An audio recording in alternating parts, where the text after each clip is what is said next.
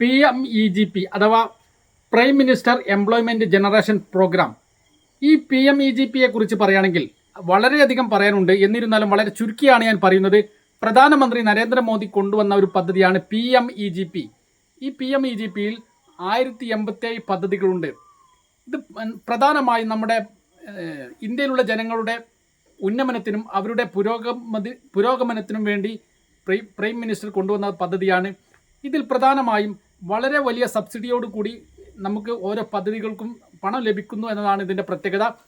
ഇത് മെയിനായിട്ട് പശു ഫാമിങ്ങിന് ഏറ്റവും ചുരുങ്ങിയത് 10 ലക്ഷം രൂപ വരെയുള്ള പശു ഫാമിങ്ങിന് 9,85,000 രൂപ വരെ നമുക്ക് സബ്സിഡിയായി ലഭിക്കുന്നു. വളരെ കുറഞ്ഞ പൈസ മാത്രമേ ആ ഉപഭോക്താവിന് ചിലവാകുന്നുള്ളൂ. ഈ 10 ലക്ഷം രൂപ വരെയുള്ള പദ്ധതിക്ക് ഒരു ഈടും നൽകേണ്ടതില്ല. 1087 പദ്ധതികളിൽ പല പദ്ധതികളും നമുക്ക് നടപ്പാക്കാൻ കഴിയുന്നതാണ്. അതിന് ഉദാഹരണത്തിന് നമ്മുടെ ഒരു തൈര് ഫാക്ടറി അഥവാ മോര് ഫാക്ടറി, ഈ 2 ഫാക്ടറിക്കും 25 ലക്ഷം രൂപ വരെ കിട്ടുന്നു. ഇത് PMEGP എന്ന സൈറ്റിൽ കയറി അപേക്ഷിച്ച് കഴിഞ്ഞാൽ അത് നേരിട്ട് സെൻട്രൽ ഗവൺമെൻറ്റിലേക്ക് എത്തിക്കുന്നു. സെൻട്രൽ ഗവൺമെൻറ് അത് ബാങ്കിനോട് പണം കൊടുക്കാൻ നിർദ്ദേശിക്കുന്നു. തൽഫലമായി അവർ ഈ പദ്ധതിക്ക് വേണ്ടിയുള്ള പണം നമുക്ക് നേരിട്ട് കിട്ടുന്നു.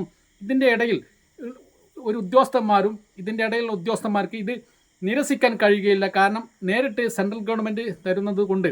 അതുകൊണ്ട് തന്നെ ഇതിൽ അപേക്ഷിച്ച് എല്ലാവർക്കും തന്നെ ഈ പണം കിട്ടുന്നതാണ് എന്നാണ് ഇതിൻ്റെ പ്രത്യേകത. അതുകൊണ്ട് PMEGPയിൽ എന്ന സൈറ്റിൽ കയറി നിങ്ങൾക്ക് ആവശ്യമായ എന്ത് പദ്ധതികളാണോ ഉള്ളത് ആ പദ്ധതികൾക്ക് വേണ്ടി നിങ്ങൾ അപേക്ഷിക്കണം. അപേക്ഷിച്ച് കഴിഞ്ഞാൽ ഇത് ഉടനെ തന്നെ കിട്ടുന്നതാണ്.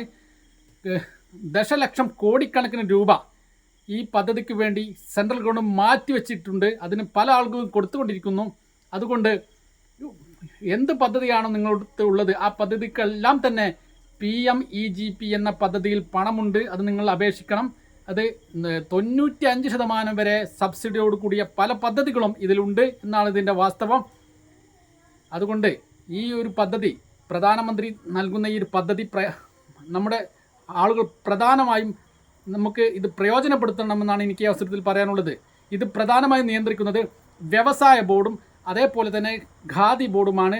ഇതിൽ അപ്ലൈ ചെയ്യുന്ന സമയത്ത് 2 നാഷണലൈസ്ഡ് ബാങ്കിൻ്റെ പേര് കൊടുക്കണം. നിങ്ങൾക്ക് ഇഷ്ടപ്പെട്ട 2 നാഷണലൈസ്ഡ് ബാങ്ക്. അതുപോലെ തന്നെ ഇതിൻ്റെ പ്രൊസീജിയറൊക്കെ വളരെ ലളിതമാണ് എന്നാണ് എനിക്ക് ഈ അവസരത്തിൽ പറയാനുള്ളത്.